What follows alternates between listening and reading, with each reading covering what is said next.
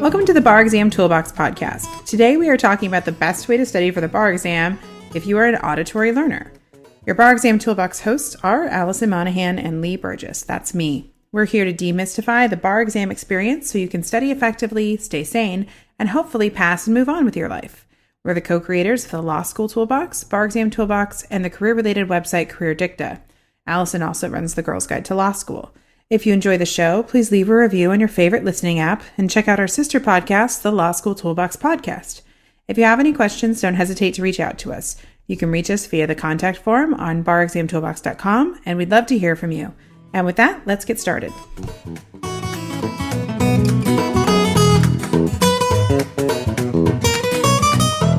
Welcome back. Today, we're talking about studying for the bar as an auditory learner and also some techniques anyone can use, even if this is not your most favored learning style. So, Lee, what is an auditory learner? So if you're an auditory learner, hearing and speaking work best to help you learn and memorize. So you might be thinking about how you kind of spot whether you're an auditory learner. So if you think back to law school, you might realize that you enjoy class lectures and discussions and have noticed that you participate in them more than your peers because you're really engaged. You also might notice that if you're given verbal directions, that they're almost effortless to follow. You'd rather somebody explain something to you to do it rather than give you like written directions. Mm-hmm. Another thing to look for is if you commonly talk yourself through tasks. So perhaps you almost read emails aloud to yourself. You might read handouts or other written information out loud. Even if you're alone in a room, you just find that if it's like out loud, you're going to retain it better. Mm-hmm. And you don't really get anything by writing information out or seeing images or pictures or color that doesn't really stick in your brain. So these are kind of some of the things to think about if you find yourself wondering if you are more of an auditory learner. Right. I think these people are pretty well catered to in law school and also really in most bar exam courses. I mean, a lot of the mainline bar exam courses really are a person lecturing about a topic. You sit and you listen, which can be great. I think that's also can be the downside because you've got to really be sure, even if you are a person who feels like you retain information really well by hearing it, that you're not just passively absorbing it. Right. You still got to make an effort to really make that material your own, practice using it, practice writing. Unfortunately for the auditory learners out there, the bar exam is not an oral exam. Right. So, you've got to do that work that may feel less natural to really get that step of getting this stuff down on the paper in a way that's going to let you pass the bar. Right, exactly. So one thing that we have learned with working with a lot of students and a lot of bar takers is this idea that typically, you're not just one learning style. And so you shouldn't be afraid to combine different learning styles while grappling with material if doing so is the best way to ensure that you remember the material longer. So even if you are auditory, that doesn't mean that you can't use kinesthetic or visual techniques to memorize the material. So I would use myself as an example. Like if I'm engaged in a lecture, I actually can retain information, but I do need to take notes or have some sort of visual representation to refresh my recollection, because I'm not going to remember it as well as if I don't, if I'm just trying to listen and retain that information. So you have to, I kind of have to mix things together to make it meaningful for myself. Right. And I think that's generally going to be the case. I mean, if you sit through, say, a 4-hour lecture on a certain topic, obviously not all of that information is information you really seriously need to retain to pass the bar. Right. Right. So, you might use visual techniques of flow charting or diagramming, something like that maybe would not be your absolute preferred method. You might just want to talk about what you heard. But that's going to help you narrow this information down and get it to a point where you actually can really memorize it. And then, you might do things like record yourself reading your own outline. Mm-hmm. That's a technique that we've had people have a lot of success with. Yeah. So you have to just constantly be evaluating, are the activities that I'm doing as part of my bar prep leading to me being able to retain the information? And I think that's just a common question that people don't want to have to ask themselves, because it can be very sobering when you realize that you're putting in a lot of time doing certain activities that aren't leading to the output of you having this material memorized and stuck in your brain. So right. And it's also not just retaining it. You've got to be able to use it. Right. And apply it. So I think sometimes that's where this can fall apart for the more auditory people as they think, oh, I know all of it. I could explain it to you. But that's not what you're asked to do. You're asked to apply it to a new hypo, and that's something that you have to practice just like everyone else. Yeah, good point. So just being able to recite for me all the hearsay exceptions doesn't do squat if you can't tell me which ones apply to a fact pattern. Right. If you can't say, well, the police, showed up and there was a dying body, and okay, what was that? Well, there's this one called this and one called that. It's like, it's a dying declaration, you need to be able to get that one out. Right. Exactly. And not only is it a dying declaration, you have to then quickly be able to rattle off the elements of it. So you can, move through them and quickly, because I think the other thing that can happen when you are an auditory learner is sometimes you're listening for concepts and you really understand those concepts, but you're not necessarily as focused in on the details of the terms of art or the necessary words that need to be included in the elements to get the points from the graders. And so it's not just about, explaining dying declaration. You really need to have it verbatim memorized of what that is. And it just needs to be short and sweet and concise. You need to spit it out the same way every time and then move on. Yeah, absolutely. You need to know these rules element by element so that you can go through them element by element. And you, like you said, you can't just have the gist of it. Like, oh, I know there's a hearsay exception that applies to someone who's dying. Mm-hmm. That's not sufficiently precise to pass the bar exam. Right, exactly. So... and it can be definitely tedious to say, write these out over and over until they're really in your head, or make mnemonics and write those down. This is not necessarily that fun. What are some things that people who do think they're more auditory learners can do to make this a little more natural for them, this process of really memorizing these elements? Well, if you have purchased a commercial bar review course, it's likely that you're going to be assigned hours and hours of lectures. We're talking 25 hours of lectures a week. Wow. Yeah. That's a lot. It's a lot. But I could never have done that. I would have gone crazy. I think you would have totally gone crazy. But I think a lot of auditory learners really should take advantage of these recorded lectures, because it's likely that you're going to be able to internalize that information. But my caveat to that is that you need to stay actively engaged. So just sitting there and listening, which can oftentimes mean that you're tuning out for periods of time, is not going to help you really engage the material. So when you're listening, you need to write down keywords or concepts. You need to do whatever you can do to stay actively engaged. Maybe turn off the internet as much as you can, put your phone away. Just try and make sure that you're actually absorbing what's being discussed in those lectures. Yeah, absolutely. The more actively engaged you are, the more you're going to retain. Yep. And once you have your outline and you've narrowed it down, you're like, okay, these are the elements of all the rules I need to memorize for hearsay.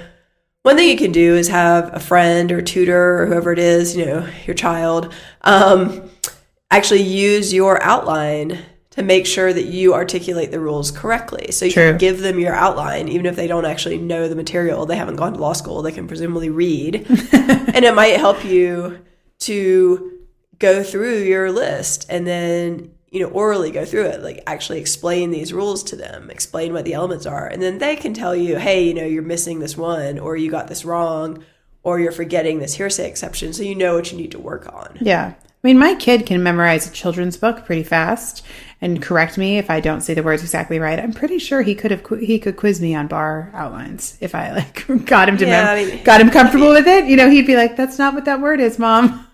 Yeah, he can't read yet, but he can memorize. He can memorize. He memorizes incredibly fast. Can't read, but definitely can memorize.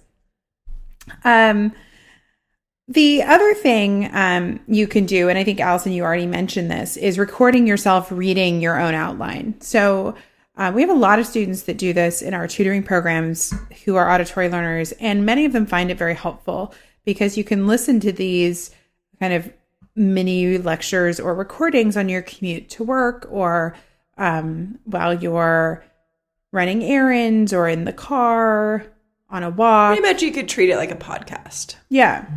But one that you made yourself. Yes, exactly. So as long as you don't get distracted by your own voice, I think it's a good idea to give this a try. And, again, it creates repetition for you. It's not going to be as long and as lengthy as some of the lectures that you're going to get from your bar review company, which is also helpful. So, you could probably read through an outline in 20 minutes, 30 minutes at the longest. And then that's like a nice digestible amount of time. That might be, your walk with your dog or whatever it might be. So I think that doing this can be helpful, but you can also try and use a live person, like we talked about, using a friend to check the rule statements. We've also had folks use their pets, use stuffed animals. I mean, you can explain the rules to just about anyone because it's the act of explaining that is what is important. It's not who's retaining the information. So I've had students, get out a whiteboard and like do a lecture basically for, either some human being in their house or some animal in their house or just in the room, because that activity helps them really internalize what they've been studying. Right. Well, they always say if you really want to learn something, try to teach it to someone else. It's true. It's very, very true. So that someone else could be, your pet bear. It's totally fine. Yes. Also, I think, if you have a trusted study buddy, this can be a little bit complicated in the bar space because people get so cuckoo crazy. And you definitely don't want to have somebody who's going to be increasing your stress load with their own cuckoo craziness. But, if there's someone that you've worked well with, or maybe somebody even from a different school who's a friend of yours that you've been studying together. Two of my good friends actually met studying for the bar, and, it was really a bonding experience. But I think this can be helpful for auditory learners because it does give you someone to ask questions of, talk things through with, explain in your own words, that kind of thing. Yeah. You just have to be sure that you do some solo study time too. So it's not like, the two of us together could definitely pass the bar because unfortunately they're not going to let you work together. Right. And make sure that you're including this quizzing of your own knowledge as part of that. So if this study buddy can, check you against your outlines or is quizzing you to say elements of certain things, I think that's important. But I think sometimes when you're studying with another person, things can get so general that you forget that you need to be able to pound out, the 5 elements of XYZ, because that's what's going to be necessary on your exam, not just, big picture discussions.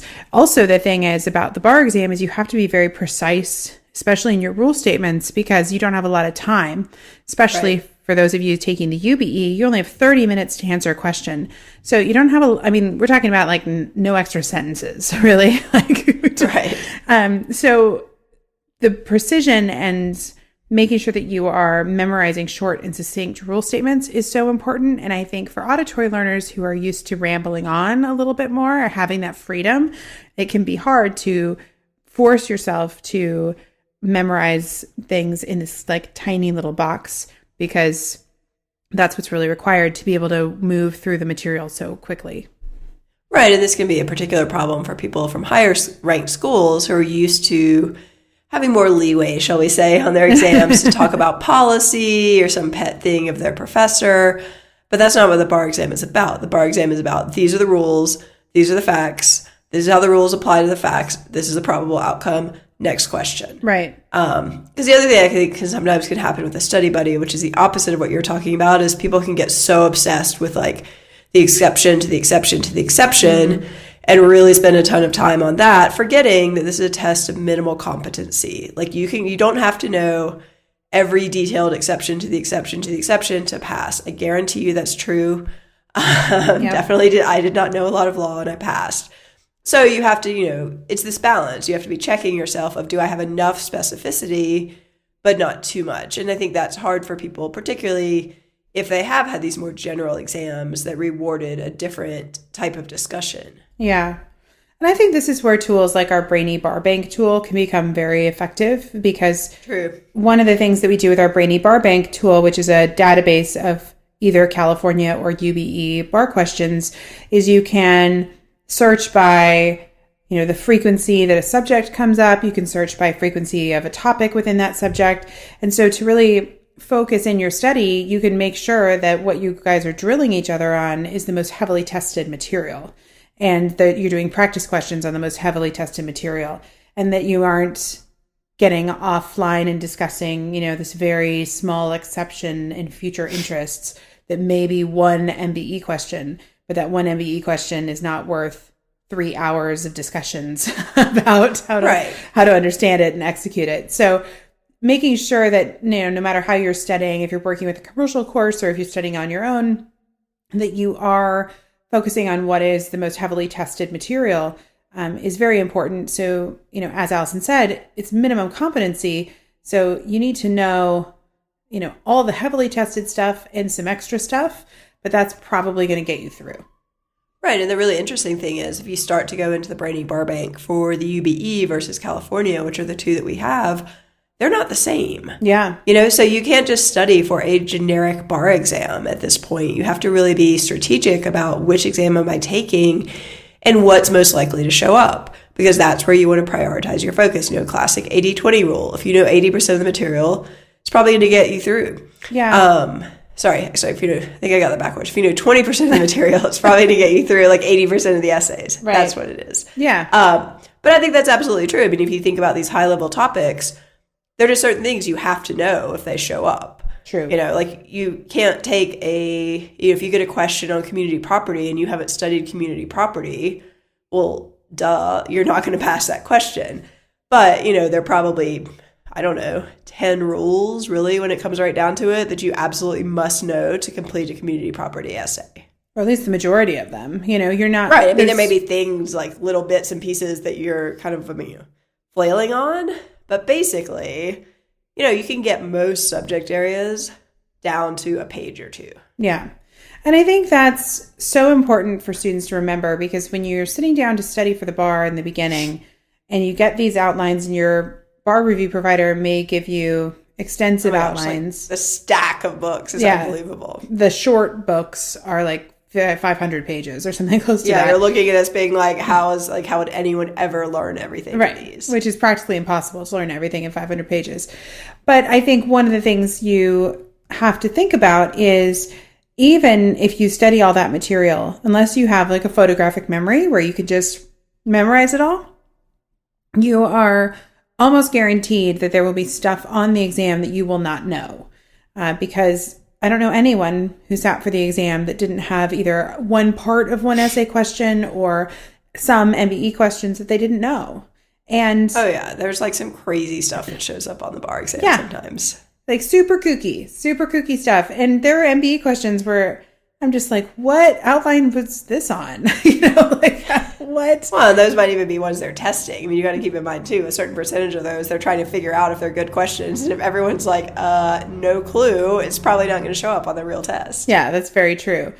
So that being said, one of the things you have to just realize is that there is going to be stuff that you don't know, and you have to get comfortable with that, because I think sometimes students can go into the room and get really unnerved by the fact that they reach a part of a question that they've never heard of before or that they didn't study.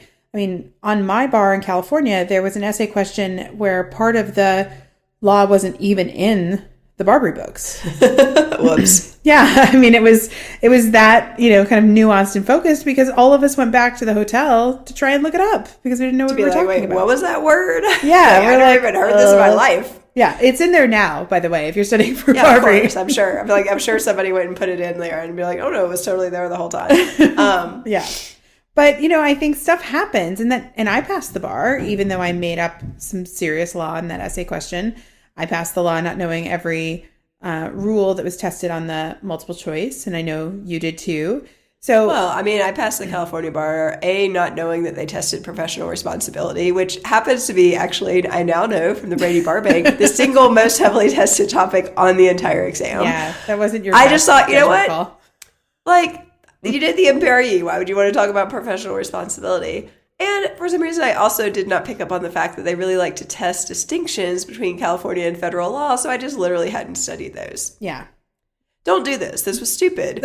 Point being, however, you can probably, if you get some sort of question where there is a distinction, you can probably guess, like, okay, there are two possible ways this could come out, and then you can just assign one to each side, and if you're wrong, well, you lose half a point. No big deal. Yeah. But you can't panic. I mean, if you panicked, you're in serious trouble. I think one of the things that can be challenging if you're an auditory learner with all this volume of information is that when you are just focused on, more listening to lectures and things like that, I think the amount of material can just be completely overwhelming. Oh, absolutely. And for anyone. Really, 20 hours a week for 8 to 10 weeks, I mean, that's a lot of stuff that possibly could come up. Yeah. So you have to figure out how you're going to manage that material to make it, I'd say, memorizable, because that's my liaison word. But you have to be able to put it in some sort of a form that you can actually commit it to memory. For some people, that's using more condensed outlines like lean sheets, or smartbarprep.com are some options that are more condensed than a lot of the outlines that are presented by your bar providers. For some people, it's making your own condensed outlines from the bar materials. So it's this is the need to know stuff, but you do have to do something to be able to grasp the universe of what's tested. Because I think if you're trying to keep it all in your head from what you've listened to, it's just going to be completely overwhelming. Right. I think if you do get to that point where, you're really solid on the bulk of what's going to show up and something weird shows up, you probably have an advantage over other types of learners because you may actually remember watching that lecture. That's true. And you might not have been able to recall it off the top of your head, but something may trigger in your brain that's like, oh, they talked about this. Here's the rule. Right. Oh, this is a totality of the circumstances test or something. Or that was one of the elements, It's amazing when you do a lot of bar study, how you can just start to guess legal rules because you've seen so many tests, like in legal tests at that point, that you're like, but there's a balancing element to this. Right. Let's balance the public policy interest versus the interests of the defendant and see how it comes out. Yeah, I mean, the thing is, honestly, you're not talking about any one issue for that long. So if you do a paragraph and it's wrong, yeah, you wasted a couple of minutes. That's not great, but it's not going to sink your essay if the rest of it's basically correct. Right. And you still are likely going to get some points for that paragraph because you're probably going to get points for identifying the issue. And you're going to get some points likely for some legal analysis. So, right. I think those things, making it clear that you have identified the issue and that what you're talking about is something that auditory learners really need to focus on, because it may not be as obvious to you as someone who's more visual. Like if I look at an essay and it doesn't have headers, I'm a visual learner. I look at it and I'm like, what is wrong with this person? Where is the bold? Where's the formatting to help me through here? Yeah. And I think, you mentioned earlier that auditory learners might tend to go on and on a little bit more. And so sometimes you get these essays that are just like a full page of essentially verbal diarrhea. I mean, I'm sorry, it's what it is. Mm-hmm. And that's not going to help you pass. Yeah, that's another really good point. I think you may have to work more on your structure than other people. Yeah. I think the other thing that auditory learners should really play with are rhymes, word associations, like mnemonic devices, to memorize some of this material and take some of the complex bar concepts and boil them down into the elements that you need to memorize. I think that's one way you kind of take your ability to memorize things that you hear, but make it very organized and executable, I guess, because a mnemonic's going to probably give you elements or give you keys to those terms of art that you need to include. And if you can memorize those and hear those in your head, you're going to be able to write them down about a lot faster and then be able to have that precision that we're talking about. Yeah, I think that's absolutely right. I mean, you'll probably be the people who are humming along in the bar, being like, do, do, do, do, do, do, do, do, because each one of those is, an element of something. So yeah, I mean, definitely you can play to your strengths too. Yep. And I think that it's okay to use mnemonic devices that are presented to you by your bar provider or the ones that are kind of commonly accepted. But a lot of people also find value in making up their own, because if you make up your own, the process of making it up can make it easier to memorize as well. Right. It's just a more active form of learning. I mean, it's the difference between reading a book and writing a book. Yeah. Obviously, writing a book is a lot harder than reading the book. It's not to say there's no value in reading a book, but there's not as much value as writing it. That's true.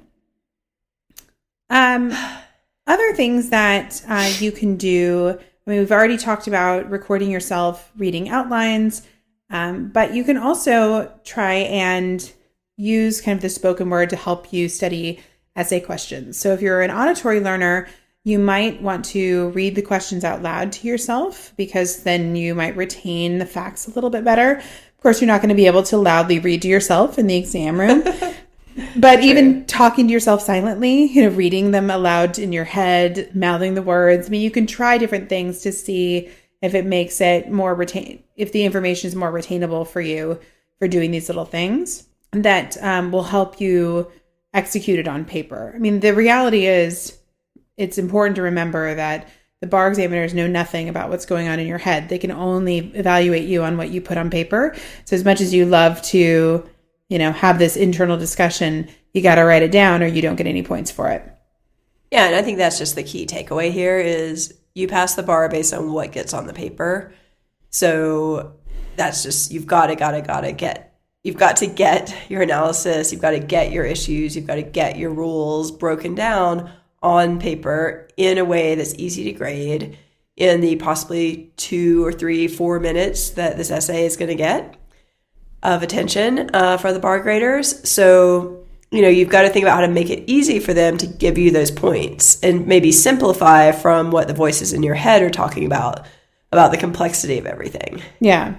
I've had some auditory learners, say things to me like, well, I had that debate in my head about whether or not that was an issue, but then I decided it wasn't, so I didn't write it down. It's like, yeah, but you would have gotten points for that debate. That's the key. Right, exactly. That's kind of the definition of too conclusory. It's like, well, you actually did the analysis in your head and then you only wrote down your conclusion. So you're not going to get any points for that. Right. So I think writing, it's the old story. You've got to show your work, which I think can be a little bit tedious for someone who's more interested in talking and teaching and that kind of thing. Yeah. And I was just recently talking to a number of attorney bar studiers who oftentimes struggle with that as well because they're so used to making quick decisions in their head about whether or not something applies that they're not used to writing things down and explaining their thought process because nobody wants to pay to listen to them explain their thought process. Right, exactly. The client just wants the answer, like, can I do this or not do this? Right. So that is a habit that people would have to break to really make this a deliberate step-by-step, point A to point B, showing all of the thought processes along the way. And to do that in 30 minutes can be very difficult. Yep. So there are a few things you want to keep an eye out for if you are an auditory learner that can be kind of study pitfalls, things to avoid. One is you can oftentimes be really distracted by noises, things that you hear. So your strength really can become your weakness. So you've got to make sure that you can eliminate distractions. You might want to study with earplugs, especially if you're allowed to take them in to the exam room. I think that that's really wise. You may need to evaluate whether you are capable of studying, in a coffee shop or somewhere that's loud where there's a lot of other people. You might be better off trying to study in a library or in a park or in your apartment, anywhere where you can get a little more solitude. But the problem is when you get to the exam room, the bar exam is huge and it's typically the din of the typing is insane. The din. And you're going to have to take the bar exam in this room with likely thousands of people with terrible acoustics. With terrible acoustics, with hard floors, high ceilings, hard everything, hard chairs, hard tables. The sound is like bouncing around. Yeah. It's awful. It's usually in some sort of convention center or big room where they throw like conferences and stuff like that. There's usually no carpet. So you have to get used to the idea that you're going to need a way to cope with that distraction and not get distracted by the sound of other people typing. So if you're really worried about that, then it might be a good idea to study in a library with other law students or people studying for the bar because you're going to listen to people typing and you need to get used to being able to tune that out. But I think, or even go to the cafe with your earplugs on the last week and make sure that you're able to still focus in that more distracting environment. Yeah. Yeah. So you need to be very aware of that.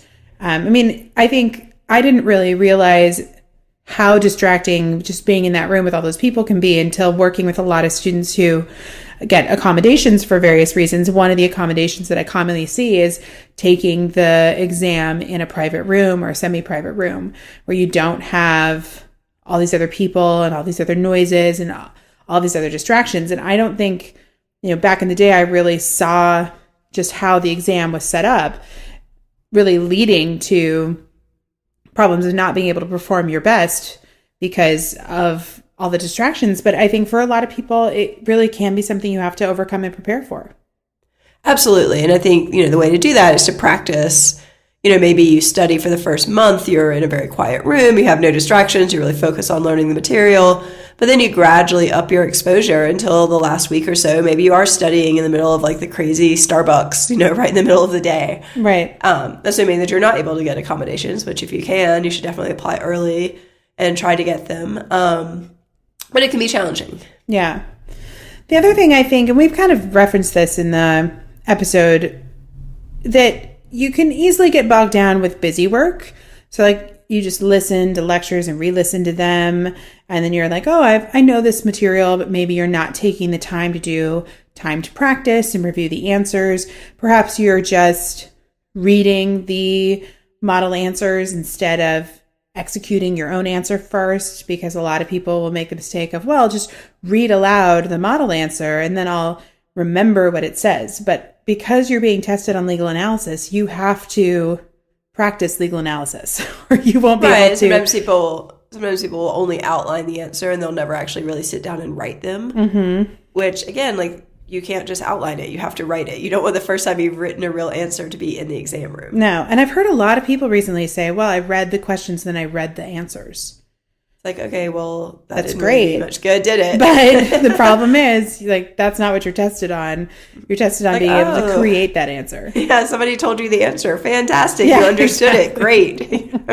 It's not exactly the same thing. Yeah. And, we're not saying that this practice is fun. Like, the practice is kind of crummy. And rewriting practice problems that you've screwed up is also kind of crummy. But it is, unfortunately, the best way to get better at executing these questions. And anyone who tells you otherwise is not being straight up and honest with you, in my opinion.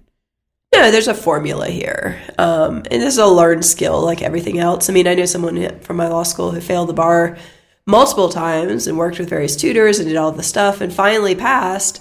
And literally what she did was she took the practice sample answers and questions and she broke them down. She outlined the law from those questions, and then she memorized it until it was basically like Pavlov's dog, where she got a question on hearsay, and she just spit out what she knew from like literally reading and analyzing all of these questions, and that's how she finally passed. Yeah. Yeah, I mean, it's there's a focus on, repetition and recreating what has worked. I had a professor in law school who wrote out her own model answers to practice questions. And I remember being a 1L, second semester 1L, and being like, I should just probably memorize this. I should memorize all of her rule statements in these model answers. And I should probably memorize her organization, because she's literally telling me exactly what she wants me to say. Why would I overthink this? Exactly. I think that's the key to passing the bar exam is do not overthink this. Yeah, this isn't about creativity. This is about, getting it on the page as they want it. They're not going to reward the most creative answer. They're actually going to reward the easiest answer to grade that they can check their boxes and then move on. Exactly. Yeah. All right. Well, I think that's a lot of great tips for our auditory learners. But before we go, I want to take a second to remind you to check out our blog at barexamtoolbox.com, which is full of helpful tips to help you prepare and stay sane as you study for the bar exam. You can also find information on our website about our courses, like the Brainy Bar Bank, tools, and one-on-one tutoring programs to support you as you study for the UBE or California bar exams. If you enjoyed this episode of the Bar Exam Toolbox, please take a second to leave a review and rating on your favorite listening app. We'd really appreciate it, and be sure to subscribe so you don't miss anything. If you are still in law school, you might also like to check out our popular Law School Toolbox podcast as well. If you have any questions or comments, please don't hesitate to reach out to myself or Allison at lee@barexamtoolbox.com or allison@barexamtoolbox.com, or you can always contact us via our website contact form at barexamtoolbox.com. Thanks for listening, and we'll talk soon.